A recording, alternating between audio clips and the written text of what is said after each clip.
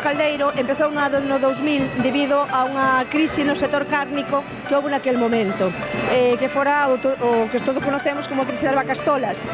Naqueles momentos, neste pobo sí que se notou a venda da carne caldeiro aos días de feira, os 17 e os 29. Entón, a asociación tivo a idea de que, bueno, tivo máis ben a necesidade de buscarlle salida a isto e promocionar outra vez a carne.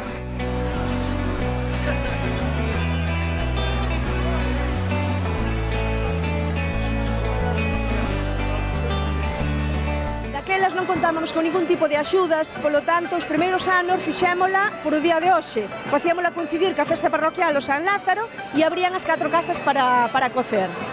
Chegou un momento que sí que empezou a medrar un pouquiño e que logramos no 2007, 2008, a partir de aí logramos algunha axuda, entón empezamos a facela xa aquí no campo e ca participación de todos os veciños. E bueno, foi cada vez maior e hasta hoxe esperamos que siga sendo.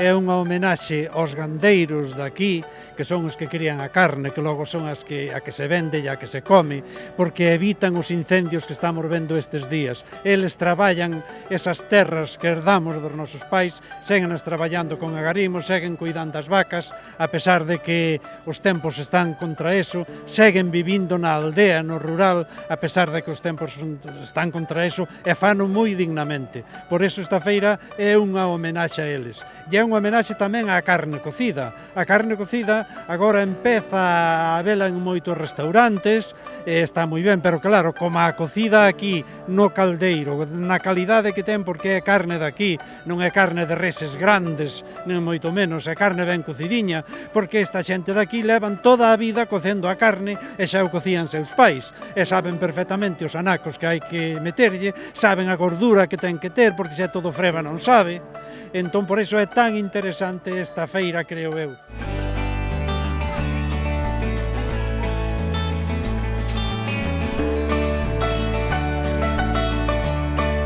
Traballamos o pueblo todo en conxunto, o ganao, a carne toda que se elabora é de todo de ganao da zona, todo o que se mata é daqui da zona. E despois, bueno, pois isto é un traballo continuo do pueblo, empezase ayer a preparar mesas, uns a facer unha cousa, eu tócame preparar, cortar a carne, e hoxe desde as 9 da mañá encender lumes, botar carne a cocer e tentar de que non salga ben. Agua que non teña cloro, e despois, pois, bueno, unha materia boa é ter paciencia, o seu unto, para que teña a súa gracia a carne, e o seu toquiño e mimala un pouquiño.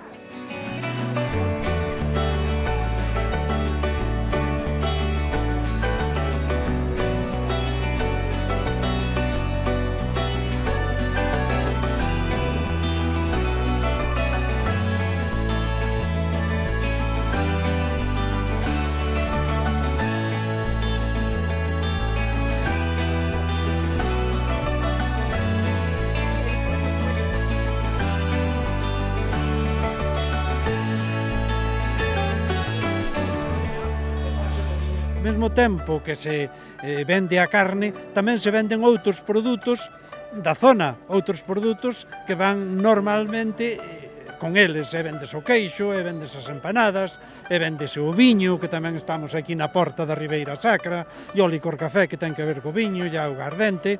Por iso eu creo que Castro aquí merece un aplauso, e sobre todo merece un grande aplauso á Asociación de Veciños que fai esta festa, porque esta non é unha festa que fagan as institucións, é unha festa da xente de Castro.